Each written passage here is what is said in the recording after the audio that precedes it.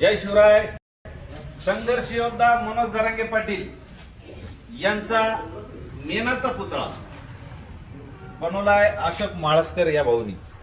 गेल्या 2-2.5 वर्षा अगोदर आम्ही विदर्भाच्या दौऱ्यावर होतो.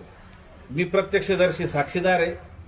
त्यावेळेला दौऱ्यात असताना आम्हाला दौरा निघायचा त्यावेळेला हे सकाळी जवळजवळ 4 तास मनोज दादांची वाट बघत होते.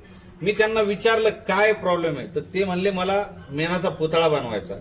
जेव्हा मध्ये आम्ही गेलो, मध्ये यांना बोलवलं, मग दादा म्हणले मला माझा पुतळा बनवायचा नाही, मला मोठं बनायचं नाही, पण यांची इच्छा होती आणि आम्ही सगळ्यांनी विनंती केली की दादा तुमचं फक्त माप द्या, ते स्टॅच्यू बनवतील.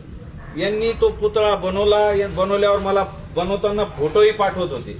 ते फोटो बघत आणि यांची एक इच्छा होती मनोज दादा या पुतळ्याचं उद्घाटनला स्वतः यावा, पण ते आजपर्यंत दादांचं शक्य झालं नाही दौऱ्यामुळं, तब्येतीमुळं. आता या पुतळ्याचं पुन्हा रिनोव्हेशन चालू आहे. तर आता या ठिकाणून कारला या गावी आपण आहो, एकविरा आईचं जे कारला गाव आहे मावळ मध्ये येतं. आणि जेव्हा जेव्हा आपण मुंबईला गेलो याच रस्त्याने गेलेलो आहे.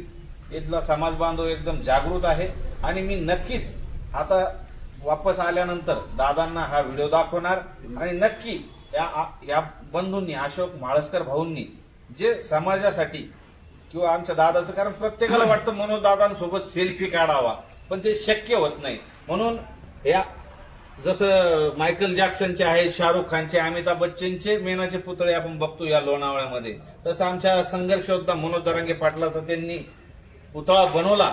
त्याबद्दल मी त्यांचा आभारी आहे आणि नक्कीच दादा या ठिकाणी येतील अशी ग्वाही देतो. जय शिवराय.